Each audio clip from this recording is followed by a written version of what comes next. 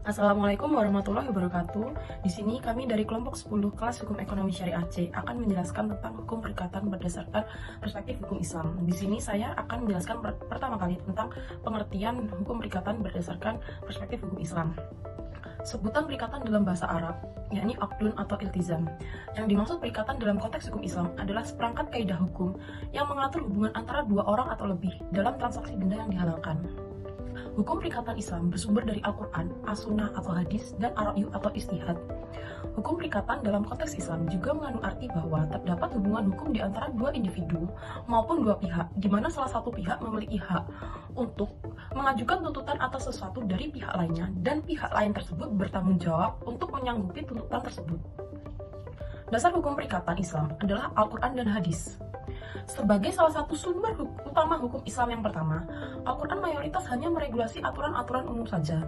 Hal ini terlihat diantaranya berdasarkan isi ayat-ayat Al-Quran, yaitu Quran Surat Al-Baqarah ayat 188, Quran Surat Al-Ma'idah ayat 1, dan hadis mengenai kebijakan tentang muamalat. Selanjutnya, dalam perikatan Islam terdapat pula asas-asas yang harus diterapkan dalam setiap melaksanakan sebuah perikatan. Yang pertama, asas ilahiyah atau asas ketuhanan, yaitu asas yang mengatur bahwa semua tindakan manusia harus didasarkan pada ketuhanan Allah Subhanahu wa taala serta segala sesuatu merupakan kepunyaan Allah Subhanahu wa taala. Yang kedua, asas nubuwah atau asas kenabian adalah asas yang mengarahkan bahwa Nabi Muhammad SAW adalah panutan bagi kita seluruh umat manusia untuk menjalankan unsur-unsur kehidupannya yang meliputi aspek muamalah dan menjalankan akad syariah. Yang ketiga, asas ibadah, asas yang mengandung arti bahwa menjalankan akad syariah adalah untuk ibadah kepada Allah Subhanahu wa taala. Yang keempat adalah asas ibahah atau asas memperbolehkan. Asas ini mengandung asas umum hukum Islam saja dari segi muamalahnya. Yang kelima dan yang terakhir adalah asas huriyah atau asas kebebasan. Asas ini hampir sama dengan asas kebebasan berkontrak, yaitu para pihak dalam melakukan perjanjian harus tidak ada paksaan dan dilaksanakan secara penuh. Sehingga asas-asas yang telah dijelaskan tersebut harus terkandung dalam perikatan Islam yang akan dibuat oleh kedua belah pihak. Kemudian lanjut kepada jenis-jenis perikatan Islam yang akan dijelaskan oleh rekan saya. Selanjutnya, saya Safa Nurlaila Rosida dengan NPM 2207110238 akan menjelaskan terkait jenis-jenis perikatan dalam hukum Islam. Secara garis besar, perikatan dalam hukum Islam terbagi menjadi 4 jenis. Jenis yang pertama adalah perikatan hutang, atau yang dapat kita kenal dengan al-iltizam bi'ad-dain. Perikatan ini terjadi ketika seseorang memiliki tanggungan atau zimmat terhadap orang lain yang dapat berupa uang maupun barang. Dalam hal ini, hutang dapat berupa hutang dalam artian meminjam suatu uang ataupun barang, hutang karena tanggungan, hutang yang disebabkan karena kehendak, yakni wasiat, hibah maupun nazar, hutang karena perbuatan melawan hukum, maksudnya adalah ganti rugi karena perampasan maupun perusakan, dan juga hutang karena kewajiban syariat, misalnya nafkah maupun mahar. Dalam konteks hukum syariah, perikatan harus memenuhi segala sesuatu yang telah diatur oleh hukum Islam, misalnya larangan riba dan kejelasan transaksi. Hal ini bertujuan untuk melindungi kedua belah pihak dan memastikan bahwa transaksi berjalan secara adil dan transparan. Perikatan hutang juga mencakup aspek penyelesaian hutang yang dapat dilaksanakan secara langsung dengan penuh maupun secara angsuran. Apabila debitur mengalami atau merasa kesulitan dalam melunasi hutang, prinsip syariah mendorong adanya negosiasi agar tidak terjadi kerugian yang berlebihan pada salah satu pihak. Dengan demikian, perikatan dalam konteks al-dain tidak hanya berfokus kepada kewajiban finansial, tetapi juga terhadap tanggung jawab moral dan sosial antara debitur dengan kreditor. Untuk jenis perikatan selanjutnya akan dijelaskan oleh rekan saya. Baik, di sini saya akan menjelaskan mengenai jenis-jenis perikatan yang kedua menurut hukum Islam. Perikatan yang kedua ini adalah perikatan benda atau al-iltizam bi al-ain, di mana perikatannya terjadi dengan objek berupa benda untuk dipindah milik, baik manfaatnya maupun bendanya sendiri. Misalnya akad jual beli tanah atau ketika kita melakukan sewa motor. Nah, untuk sumber-sumber dari perikatan ini adalah akad atau jual beli, kehendak sepihak atau wasiat atas benda tertentu, PMH untuk mengembalikan barang yang dirampas. Akan tapi jika barang tersebut sudah hilang, maka perikatan akan berubah menjadi perikatan hutang.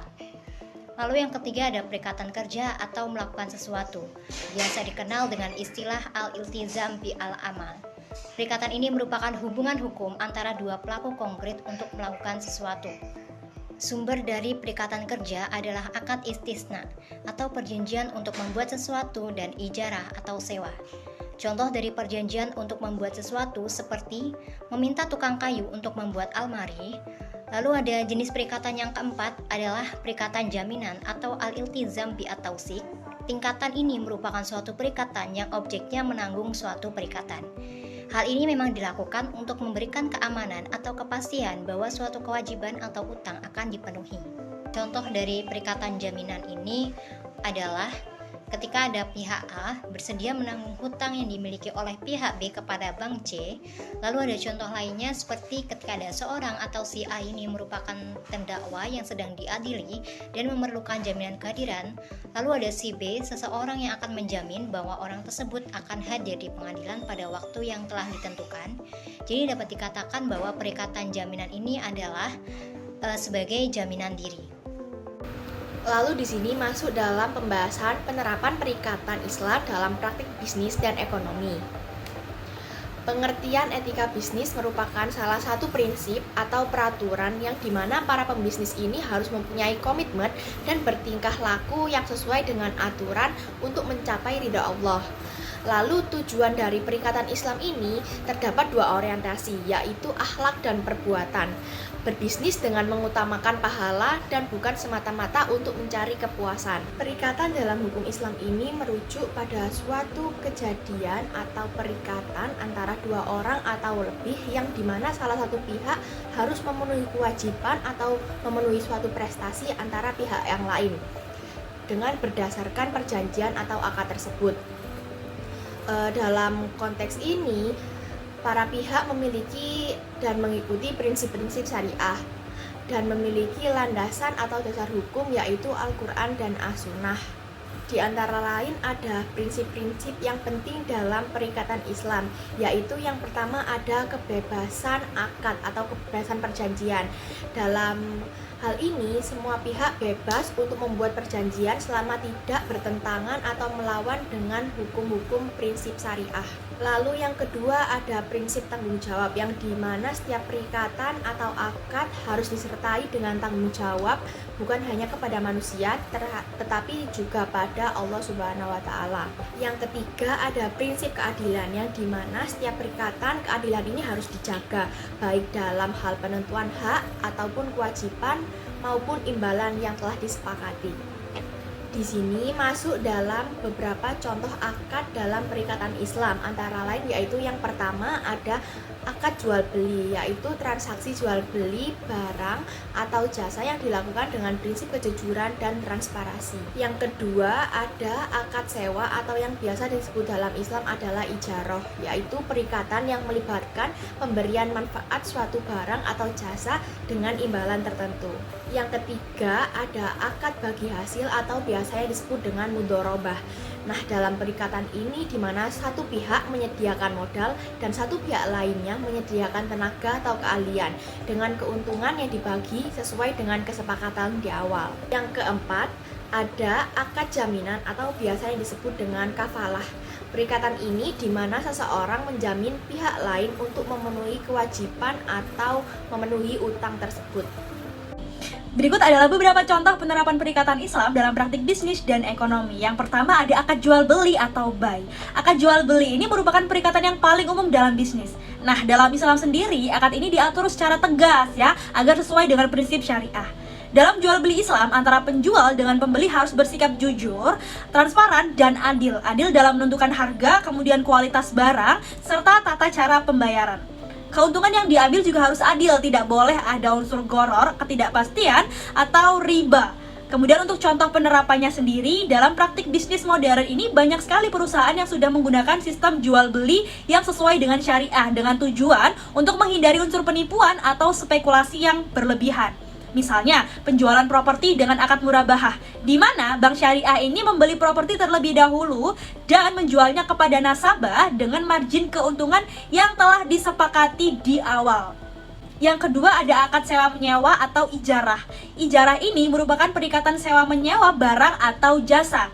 Dalam akad ini biasanya pemilik barang atau lessor ini memberikan manfaat barang atau jasa kepada si penyewa dengan imbalan yang disepakati di awal. Ijarah ini sangat umum dilakukan dalam praktik bisnis modern seperti sewa alat berat, kemudian sewa kendaraan, atau bahkan tenaga kerja yang biasanya kita sebut sebagai agensi. Nah, untuk contoh penerapannya sendiri yaitu sewa kendaraan untuk usaha logistik dengan sistem ijarah, di mana perusahaan ini menyewa armada atau kendaraan dari pihak ketiga untuk jangka waktu tertentu dengan biaya tetap. Hal ini dilakukan sesuai dengan prinsip ijarah, di mana antara hak dan kewajiban ini telah disepakati di awal tanpa adanya unsur riba. Yang ketiga ada akad bagi hasil, mudharabah dan musyarakah. Untuk mudharabah sendiri ini merupakan akad di mana satu pihak menyediakan modal atau robul mal, sementara pihak lain ini menyediakan keahlian atau tenaga atau mudharib. Dan keuntungan yang dihasilkan nantinya akan dibagi sesuai dengan kesepakatan di awal. Nah, kemudian untuk musyarakah sendiri, musyarakah ini merupakan akad kemitraan di mana terdapat dua atau lebih pihak yang telah berkontribusi, entah itu dalam bentuk modal, sehingga nanti keuntungannya dibagi sesuai dengan proporsi kontribusi dari modal yang telah diberikan tadinya. Nah, untuk contoh penerapannya sendiri, biasanya bank syariah. Nah, bank syariah ini menggunakan akad mudharabah dan musyarakah dalam pembiayaan UMKM. Misalnya ada seorang pengusaha yang memiliki keahlian membuka usaha dengan modal dari bank. Nah, kemudian keuntungan dari usaha tersebut nantinya bakalan dibagi dengan bank syariah sesuai dengan rasio yang telah disepakati di awal. Kemudian berbicara soal kerugian, kerugian ini nantinya akan ditanggung oleh si pemberi modal, kecuali apabila nanti terjadi kelalaian dari pihak pengelola. Nah, untuk selanjutnya ada akad jaminan atau kafalah. Salah satu contoh kafalah yang saya tarik di sini adalah penjaminan utang. Ini merupakan perikatan di mana seseorang atau salah satu pihak yang berperan sebagai penjamin ini berjanji kepada pihak yang berhak untuk memenuhi kewajiban atau hutang dari pihak yang dijamin itu tadi. Nah, untuk contoh penerapannya dalam praktek bisnis sendiri yaitu bisnis konstruksi atau pegadaian. Biasanya penjaminan utang ini sering digunakan untuk menjamin bahwa kontraktor akan menyelesaikan pekerjaan atau kewajiban yang telah disepakati tadi. Dan apabila gagal, pihak penjamin akan mengganti rugi atau mengambil alih proyek tersebut.